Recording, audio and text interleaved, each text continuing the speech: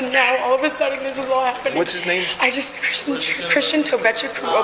Christian? Please, I'm scared of him. On the 3rd of April, 2022, Miami police received a terrifying phone call. I can't feel my arm. I can't feel my arm. Oh, my boyfriend is dying of a stab. Ma'am, what is the address? 134 Northeast 7th Ave. Baby, I'm so sorry. 27-year-old Christian Toby Abumseli was bleeding out in his girlfriend's lap with a brutal stab wound to the chest.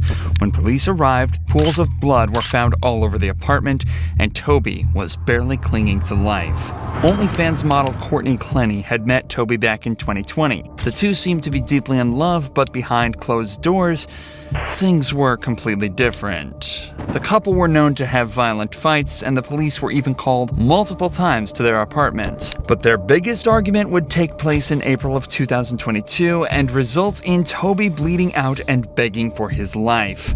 Courtney told police she had nothing to do with it, but police thought differently. So she was brought in for questioning, and a 5-hour-long interrogation began. My apologies for being absolutely covered in blood. Listen, you don't have to apologize, okay? I completely understand. Mm-hmm. Alright? Things happen, and you can't control it. Okay? How long have you guys been together? About 2 years. About 2 A years? year and a half to 2 years, yeah. Okay. Is he okay? He's still at the hospital. They're still, I know. monitoring him and talking to him. So we're waiting. Oh my God! So he didn't even have to have surgery. Well, I don't know. They're still doing X-rays and stuff like that. So I don't know yet. I'm waiting to hear a response. That's all I have to know. Thank Okay. God. The detectives tell Courtney that Toby is in the hospital, but alive. Detectives are usually unaware of how a suspect will react to certain information, so it's often safest to open by easing any worries they may have and talking in a non-accusatory manner. This makes the suspect feel more relaxed and more likely to open up. I just got back together. I had broken up with him, and then he came back the last 2 nights, and then started to an argument, and I ended up getting scared, and I think that I overreacted, or not overreacted necessarily, but reacted, and I just didn't know exactly what might happen. Do you guys work here in Miami, or do you guys have your own business? I do social media, so I'm an influencer, I guess is what Oh yeah? call it, yes, I'm an influencer. What do you focus on, like Instagram or social media? Instagram, LinkedIn. And what is it that he does? Stocks and crypto. Stocks and crypto. He just has stocks and lots of crypto. We were gonna move into a house, so have an apartment, and then we were like, maybe just move here for a year. And then once we got here, we were like, no, this is dope. Yeah. So we have the dog picked out. It's golden retriever. We're gonna name Mello. So we're gonna get a house so we can have a backyard. Because I have 2 dogs, and then we're gonna have 3. So we're planning on staying here for a while. Sorry. Once again, you don't have to apologize. The detectives can tell Courtney is in a vulnerable state, but at the end of the day, they're there to solve a crime. Courtney's being investigated for stabbing Toby, and the only defense she's given so far is that there was an argument and things got out of hand. If Courtney did in fact do what she's being accused of, being forced to think about her past and future with Toby would really be messing with her emotions, causing her to become more vulnerable and hopefully lead to an easy confession. Let's start from the start. You guys are supposed to take out your dogs to the park, right? And then what happens after that? Like I said, a little bit blur. I was doing laundry and tried to call my mom. She didn't answer the first time. And then he left. I guess he went to go bike over there. That's just what he said. I don't know if he walked or biked, but he told me he was going to bike first. Like a bicycle? Yeah. Okay.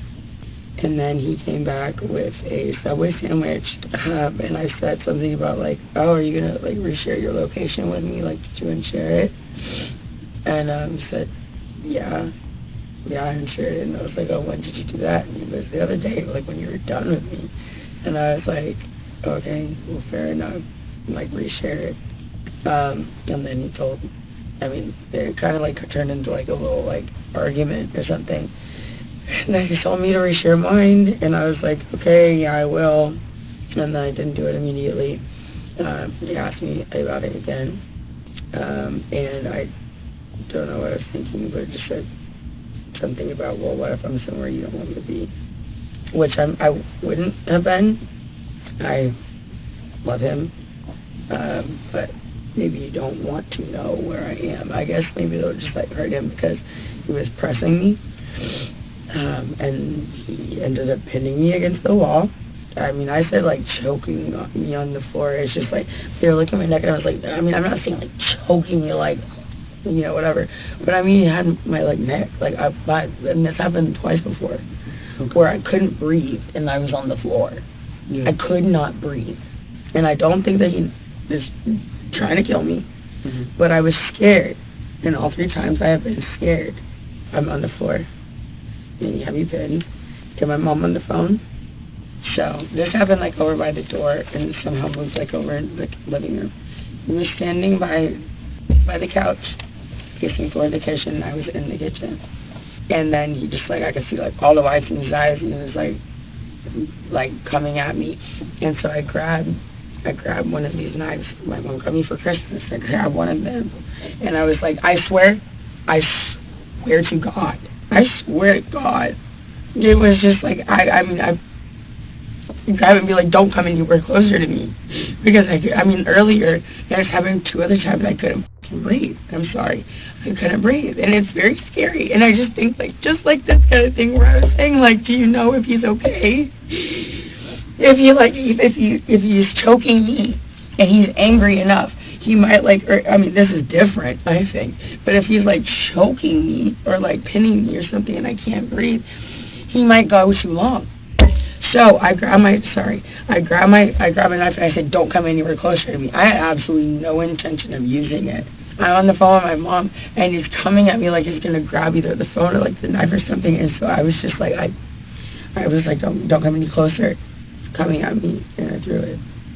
And I meant for it to go. How far away was he? Well, I was by my fridge, and he was like by the edge of one of the chairs of the sofa. Like comparing to what 10 feet. I'm trying to think in my head. To recap, Courtney says that an argument started when the pair had both stopped sharing their phone locations that resulted in him pinning her against the floor and her retaliating by throwing a kitchen knife across the room, piercing him in the chest. Courtney also clearly states that her attack was in self-defense and specifically involved her throwing a knife 10 feet across the apartment that landed perfectly in his chest, causing him to bleed out and fear for his life. So then, you were by the fridge and he was by the couch? Yes, I was in front of the fridge. He was by the couch. Yes. And then behind my island. Then what kind of movements did he make at the moment? He was going to walk running up? At me. Running?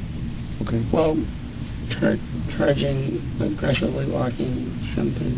What was he doing? Like, was he doing something with his hands or? He had his hands up. I couldn't tell you exactly. Was he yelling at you at the time? Yes. Was that at the moment that he was charging you or earlier in one of the arguments? It was before he choked me. Yes, it was before he choked me. Okay. Or whatever. But I swear to God, I was scared. After like what had just happened, I was scared, and I was on the phone with my mom, and it was still happening. Yeah. I was scared. So you told me that he had you against the wall at one point, right? With his hands over your neck. Mm-hmm. And how did you end up from the wall to the ground? Let me go, and then I started swinging on him because I had been against the wall. Okay. I started trying to hit him. Yeah. And then he put me on the ground. He dropped you to the ground. When I'm trying to remember like a whole situation of where I was very upset about something. Yeah. Which I've learned this in therapy and whatever. It's like, write down like all the details so you don't forget. Just like write it all out clearly, so that it makes sense to you and makes sense to somebody else. But I haven't had a chance to have a pen and paper or my phone to like write down exactly what happened, and I haven't really even like fully thought about it. Yeah. So honestly, my answer is I don't remember. That's fine. Okay. You guys have a history of Well, Yeah, you say you've been together how long, sir? almost 2 years. Almost 2 Year and a years. half to 2 years. So how many incidents you think you've had? I don't know, but we shouldn't be together. Have you made a report before? No. You've never made a report? Oh, I did in Dallas actually about a year ago, and he was detained. And what happened there? He had pushed me in the lobby, but it wasn't like a big deal, and they made it a huge deal. The couple had also been involved in another incident in Las Vegas less than a year earlier. Police were called to their apartment after a loud argument was heard, as well as glasses smashing on the floor and walls. The apartment was trashed when police arrived, and Courtney's story was all over the place. Why did you call for help? Because we were getting really loud. We were getting loud. And I was like, oh my God, we're gonna like do damage to the room or something. Not damage to each other. Like I really want to like. Why would you highlight think? that. Why would you think that you were gonna do damage to the room? I like throwing something or like. Did you throw something? Did I? Yeah. No. Did anybody throw anything? No. So why would you think that there is damage to the room to be made? Because I've done that before in our house, and I. What have you done? Thrown a glass and a plate. Did you throw a glass or a plate at him today? No. Okay. So if No, I this was before. okay, so when I go to the room and I see a broken glass on the floor, where did the glass come from? I don't know. I literally couldn't even remember how the fight started. Okay, well, Was there? yeah. Maybe I did. Well, I'm guessing that I threw a glass, but that sounds like me. So. Courtney was brought to jail and held for 12 hours overnight, but Toby refused to press charges and advocated heavily for release. This may seem like nothing, but police did conclude that Courtney had attacked him that night by throwing a glass at his head. If nothing else, it proves that Courtney was capable of attacking Toby unprovoked and opens up an entirely new avenue for this investigation. However, it also turns out that police had been in contact with the couple more recently. In fact, they'd actually been called by security to their apartment the day before the attack. But the cops have been up there one other time yesterday for absolutely no reason. Absolutely none. They harassed not the police, but security guards from the office, like young security guards. Okay. Came up for no reason. Bothered him, bothered me. The cops were called, however, and captured an entire exchange on body cams, providing a stark contrast to the story that Courtney gave here. You didn't call. I didn't. Nobody. I called. You called. What? Okay. What's going on? Okay, hold on, man. Let him talk. Okay. Yeah, hold on. Okay. The front desk personnel, she informed us that Miss Courtney, her boyfriend, was trying to get into the elevator. And she had her hand out like this. And she was like, oh no, don't come inside the elevator. Okay. So we asked her, I said, do you want him to leave the property? She said no, she don't want him to. I did not say that. I said yes. Hold on. Courtney, what's going on? What do you need? What? Yeah, good. My boyfriend. All right. So what do you want to see? I want a restraining order against Christian Obumseli. We don't issue those. Because Those no, I'm to serious. court. Can I do that? You Where have to can go I? to court. You have to go to Okay, but downtown. how can I make petition. myself first? Courtney is obviously extremely panicked in this footage and seems less concerned about any possible that she may have been sustaining and more worried about getting a restraining order before Toby can. It's also important to note that the building's security noticed her pushing Toby out of the elevator and screaming at him and mentioned absolutely no aggression coming from him. As the evidence mounts up, it's starting to get increasingly more likely that Courtney's whole self-defense story might be straying slightly away from the truth. But as is almost always the case in situations like these, everything is still hearsay, and officially debunking her claims is going to be a challenge for the detectives. But after leaving her alone for almost an hour and letting her change clothes, they return to the interrogation room with some more news for her. So you're living in a nightmare right now, Yes. you know? I will feel so much better once they just say he's stable. Yeah. Because I've been asking so and much. that's what we're waiting for. Okay. I mean, I feel like at the end, I mean, if he's not, that's a lot worse for me. So they've asked for an update, and I asked them for an update as well, so they're checking to see what's going on. Because they're... I don't know what I'm going to do. I don't know what I will do with myself if he's not okay. No matter what... I mean, I clearly we can't be together. No matter what happens, no matter where this falls, right, it's out of our control. So we have to inform you that Christian did not make it. Okay. Unfortunately, the doctors did what they could. And Christian is dead. Yep. Oh my God. This is not real, right? Okay. No, this is not real. Christian died? Can I please have a hug? Am I allowed to do that in here? Sure. Yeah. Relax. You'll be fine. No. Calm down. Calm down. Take deep breaths. I need to hug my mom. I cannot be left alone in like a room by myself. You won't be. After this. No, that's not true. That's not real, right? It is real. Christian is dead. Yes. They're not gonna lie. The last thing he ate was Subway. What I was saying to that other room, I said, God forbid, when like from far away, what if it had accidentally hit a little bit lower and he died? So we can't change what's occurred and get him before. So just step by step. So you'll get through this, all right?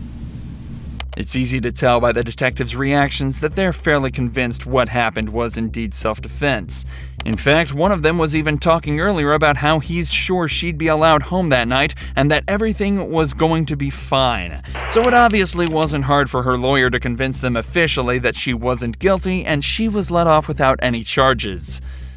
But remember, the detectives weren't aware of any of the evidence mentioned so far. All they know is what Courtney told them. So as time went on, evidence started to mount up, and the Abumseli's case was starting to become stronger and stronger. The body cam videos started to become publicly available, and the true nature of her previous arrests came to light. There were also unflattering videos such as this one showing her drunk in public just days after her release.